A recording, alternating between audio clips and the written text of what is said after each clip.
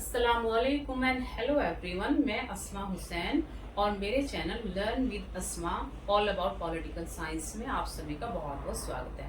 जैसे कि इस चैनल का नाम ही है learn with Asma and all about political science, तो हम इस चैनल के थ्रू पॉलिटिकल साइंस के जो बेसिक कॉन्सेप्ट है उन सबको समझने की और समझाने की इजी वे में समझाने की कोशिश करेंगे, जिससे कि जो पॉलिटिकल साइंस के स्टूडेंट हैं एज वेल एज जो नॉन पॉलिटिकल साइंस बैकग्राउंड के स्टूडेंट हैं, जो कॉम्पिटिशन्स की तैयारी करते हैं, जो अलग अलग जो हमारे प्रतियोगिताएं होती रहती हैं उनमें पार्टिसिपेट करते रहते हैं, और जिसका एक पार्ट होता है जिसमें पॉलिटिकल साइंस से रिलेटेड क्वेश्चंस आते हैं, तो उन सबको कवर करते हुए जो पॉलिटिकल साइंस के भी स्टूडेंट हैं उनसे के सिलेबस से रिलेटेड चीजों को भी हम कवर करने की पूरी कोशिश करेंगे। तो चलिए स्टार्ट करते हैं। और आज हमारा जो फर्स्ट वीडियो होगा वो स्टार्टिंग से ही होगा कि हम अपने सब्जेक्ट को, जो हमारी स्टार्टिंग है सब्जेक्ट की, कहाँ से वो स्टार्ट होता है,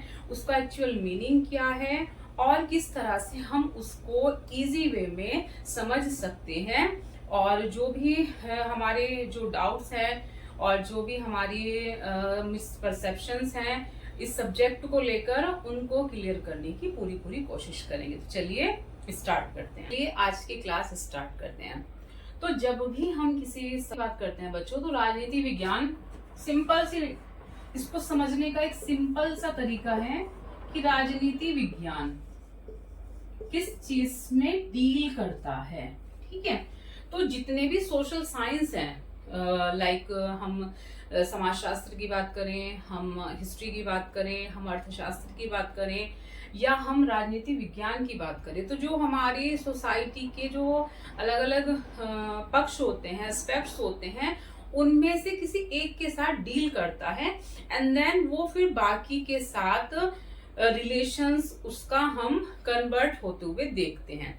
तो बेसिक जो कॉन्सेप्ट होता है किसी भी सोशल साइंस का, वो इस चीज पर डिपेंड करता है कि वो किस एस्पेक्ट को अपने विषय में समाहित किए हुए है। तो जब हम राजनीति विज्ञान की बात करते हैं, तो राजनीति विज्ञान किसके साथ डील करता है? राज्य के साथ। राज्य जिसे हम आज मॉडर्न एज में जिसे हम कंट्री के नाम से जानते हैं, उसका बेसिक जो कॉन्सेप्ट है यानी कि पॉलिटिकल साइंस में, उसको हम राज्य के नाम से संबोधित होते हुए देखते हैं। तो राजनीति विज्ञान क्या है? ये राज्य का से संबंधित इसमें पढ़ाया जाता है या पढ़ा जाता है। तो इसका बेसिक कॉन्सेप्ट है राज्य, और हम इसे कह सकते हैं कि राजनीति विज्ञान राज्य का विज्ञान है। राजनीति विज्ञान राज्य का विज्ञान है। तो जब हम स्टार्टिंग करते हैं अपने सब्जेक्ट की यानी कि पॉलिटिकल साइंस की, हम स्टार्टिंग करते हैं राज्य या स्टेट शब्द को समझना कि आखिर ये होता क्या है, आखिर ये बना कैसे, और क्यों राजनीति विज्ञान में राज्य और उससे रिलेटेड जो बाकी चीजें हैं उनको हमें किस तरीके से पढ़ाया जाता है। तो अच्छा, एक चीज और, जब भी आप किसी भी सब्जेक्ट को पढ़ें तो उसकी हिस्ट्री, उसके ओरिजिन के बारे में, वो कैसे स्टार्ट हुआ, किसने उसे स्टार्ट किया, किन कंडीशंस में और किन सर्कमस्टेंसेस में वो ग्रो किया, ये सब जानना भी हमारे लिए बहुत जरूरी हो जाता है। तो राजनीति विज्ञान कहाँ से स्टार्ट होता है? राजनीति विज्ञान का आरंभ होता है यूनान से।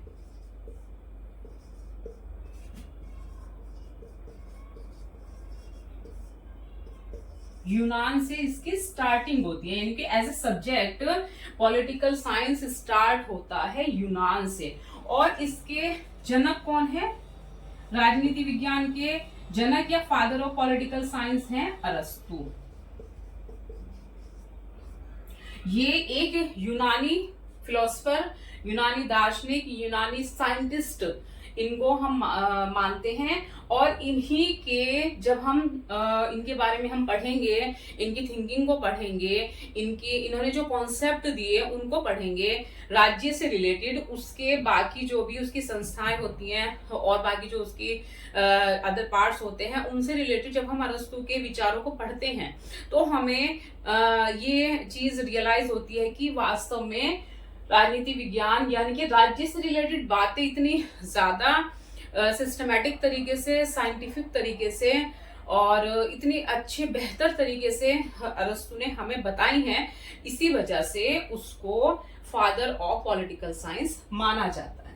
तो ये बेसिक चीजें हमें पता होनी बहुत जरूरी है कि हमारा विषय स्टार्ट कहाँ से हुआ है और इसे को आरंभ करने वाला या इसको बनाने वाला, इसको जन्म देने वाला कौन था, कौन थिंकर था, कौन सा फिलोसफर था। तो आई होप ये चीजें आप लोगों को क्लियर हो गई होंगी। अब हम आगे की तरफ चलते हैं। चलिए अब हम राजनीति विज्ञान का जो एक इसका जो भावार्थ है या इसका अर्थ है उसको समझने की कोशिश करते हैं और किस तरह से इसका इन्वेंशन कह सकते हैं, इन्वेंशन हुआ, कहाँ से इसकी ओरिजिन होती है, वो सब समझने की कोशिश कर। सो अब हम राजनीति विज्ञान का जो एक वर्ड फॉर्मेशन है यानी कि इसका जो शाब्दिक जो स्वरूप है, जो इसका जिस तरीके से इस वर्ड को बनाया गया है उस वर्ड का एक्चुअल मीनिंग क्या होता है उसको समझते हैं। देन फिर हमें बहुत ही इजी तरीके से अपने सब्जेक्ट का जो एक अर्थ है, जो वास्तव अर्थ है और जो ये एक एज ए सब्जेक्ट ये किस चीज के साथ डील करता है और उसी के आधार पर हम इसको किस तरीके से समझ सकते हैं, वो चीजें समझना हमारे लिए इजी हो जाएगा। तो राजनीति विज्ञान सभी को पता है, इंग्लिश में पॉलिटिकल साइंस कहते हैं। अब जो ये इंग्लिश का शब्द है पॉलिटिकल, वो ग्रीक भाषा के पॉलिस शब्द से बना है। तो ये देख लेना है आपको, POLIS पॉलिस शब्द से बना है। तो अगर हम इसको अभी सिर्फ इस फॉर्म में ही देखें तो हमें इसका मीनिंग समझ में आएगा। इंग्लिश भाषा का शब्द पॉलिटिकल शब्द लिया गया है ग्रीक भाषा के पॉलिस से, और ग्रीक भाषा में या यूनानी भाषा में पॉलिस कहा जाता था नगर राज्यों को, सिटी स्टेट को, यानी कि जो आज के टाइम के जो राज्य हैं हमारे, ये जो कंट्री है उस टाइम पीरियड में, ये जो टाइम पीरियड है जबकि हम बात कर रहे हैं, यानी कि अरस्तु की अगर हम बात करेंगे, फादर ऑफ पॉलिटिकल साइंस की हम बात करेंगे, तो ये हमारा ईसा पूर्व भी कई शताब्दी पहले का टाइम पीरियड है। उस टाइम पीरियड में भी हमें पॉलिटिकल सिस्टम दिखते थे और उन पॉलिटिकल सिस्टम में जो उसका एक राजनीतिक व्यवस्था का एक मेन कंपोनेंट होता था राज्य, वो हमें नगर राज्य के रूप में नजर आते हैं। यानी कि नगर राज्य हुआ करते थे, नगर राज्य की शासन व्यवस्थाएं कैसी हैं, किस तरीके से वहाँ पे शासक होते थे, किस तरीके से जो सरकारें हैं वो बनाई जाती थी, बनती थी, कार्य करती थी, वो सब हम इसके अंतर्गत देखते हैं। तो ये चीज है हमें यहाँ पे समझ आ जाती है। अब जब हम अपने राजनीति विज्ञान को समझने की कोशिश करते हैं तो इसके साथ हमें साइंस शब्द भी जुड़ा हुआ नजर आता है। तो अब हमें पहले वर्ड का मीनिंग पता चल गया कि पॉलिटिकल, दैट मीन्स ये नगर राज्य की बात करता है।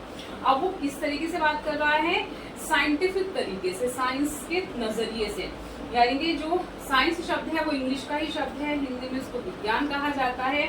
जब हम इन दोनों को जोड़ देते हैं तो हमारा जो सब्जेक्ट है राजनीति विज्ञान, उसका एक बहुत ही सिंपल सा अर्थ निकलता है कि राजनीति विज्ञान एक ऐसा विज्ञान है या एक ऐसा एक अध्ययन करने का एक ऐसा तरीका है जिसमें नगर राज्य का क्रमबद्ध अध्ययन किया जाता है। क्योंकि जब हम विज्ञान शब्द को देखते हैं तो उसमें हमें पता है कि इसमें बहुत ही सिस्टमैटिक तरीके से हर चीज को का अध्ययन किया जाता है, हर चीज की स्टडी की जाती है। तो इस आधार पर अब हम एक सिंपल मीनिंग, सिंपल परिभाषा अपने सब्जेक्ट की हमें नजर आ जाएगी कि राजनीति विज्ञान राज्य का क्रमबद्ध अध्ययन करने वाला विज्ञान है। दैट मीन्स कि political science is a science which study in a systematic way of the term state.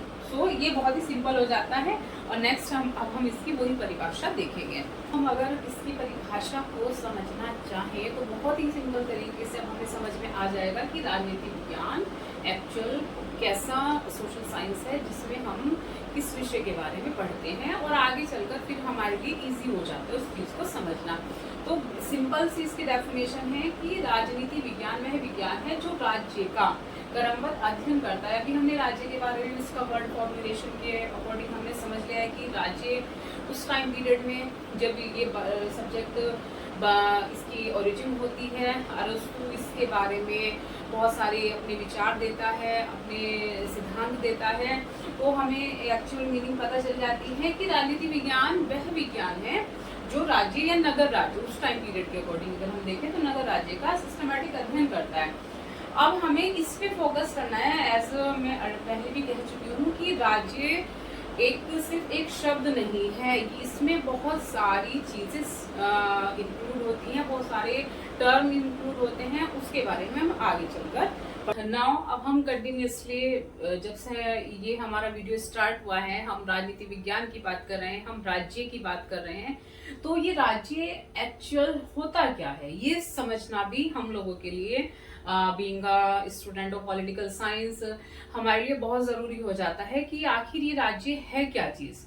तो जब हम राज्य की या स्टेट की बात कर रहे हैं तो लाइक जब आदि मानव काल था, आदि मानव काल जब अर्ली एजिस थी हम हमारे इस पूरी की पृथ्वी की और मानव जीवन की, तो उस टाइम पीरियड में समाज हुआ करते, समाज इन द सेंस कि उस टाइम में सोसाइटीज तो होती थी लेकिन जो ये कॉन्सेप्ट है स्टेट वो नहीं हुआ करता था। लाइक मनुष्य होते थे उसके वो अपना जो दैनिक जीवन है, जो उनकी डेली लाइफ है वो जिया करते थे, लेकिन उनको इस टर्म का अंदाजा नहीं था कि किस तरीके से कोई राज्य है वो बनते हैं या किस तरीके से जो अभी शासन व्यवस्थाएं हैं वो बनती हैं। लेकिन फिर जैसे जैसे जब राज्य है उनका निर्माण होता चला गया, जब हम नेक्स्ट हम अपने चैप्टर्स पर जाएंगे तो हम उन चैप्टर्स में हम पढ़ेंगे कि आखिर ये राज्य बने कैसे, यानी कि जो समाज बिना राज्य के बिना एक गवर्नमेंट्स के रह रहे थे उन्हें क्या ऐसा रियलाइजेशन हुआ कि फिर उन्होंने अपने राज्यों का निर्माण किया, उसके बारे में जो थियरीज हैं वो जब हम पढ़ेंगे। लेकिन उससे पहले हमें बेसिक ये समझना बहुत जरूरी है कि आखिर जो ये राज्य है या हम कह सकते हैं कि जो देश है वो होते क्या है। उनमें ये कह सकते हैं कि हाँ ये एक राज्य है और ये एक राज्य नहीं है। तो जब हम राज्य को हम देखेंगे वर्ड फॉर्मेशन के या उसके जो कंपोनेंट हैं उनके अकॉर्डिंग, तो कोई भी देश पूरी दुनिया में पूरे वर्ल्ड में कोई भी देश चाहे वो बड़ा है चाहे वो छोटा है, चाहे वो अमीर है चाहे वो गरीब है, उसमें ये बेसिक 4 एलिमेंट्स होना कंपलसरी होता है। उसी के आधार पर हम उसको एक स्टेट का दर्जा दे सकते हैं। तो किसी भी राज्य को बनने के लिए 4 भाग होना यानी कि 4 एलिमेंट्स होना कंपलसरी होता है। तो उसमें से पहला होता है निश्चित भूभाग, सेकंड होता है जनसंख्या, थर्ड होता है सरकार एंड फोर्थ होता है संप्रभुता। तो ये चीजें मिलकर ही किसी भी एक जमीन के टुकड़े को राज्य का दर्जा देती है।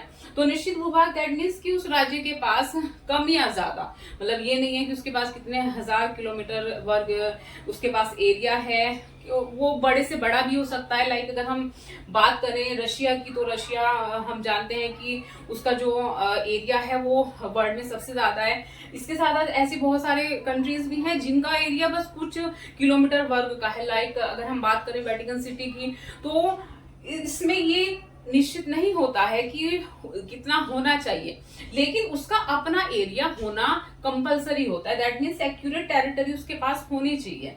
फिर जनसंख्या दैट मीन्स पॉपुलेशन, जो उसके पॉपुलेशन इन द सेंस उसके सिटीजन है या जो अदर कंट्रीज के जो लोग वहां आते हैं उन सबको मिलाकर। हम कह सकते हैं कि वहां पॉपुलेशन होनी जरूरी है, जो कि क्योंकि बिना जनसंख्या के, बिना मानव के, बिना नागरिकों के कोई भी राज्य नहीं बन सकता। थर्ड पार्ट होता है सरकार यानी कि गवर्नमेंट, कि इसको मेंटेन करना, इनको चलाने का जो कार्य है वो कौन करेगा, तो वो कार्य किया जाता है सरकार के द्वारा। तो सरकार होना कंपलसरी होता है। एंड फोर्थ एलिमेंट होता है संप्रभुता, जिसको सोवरेटी बोला जाता है।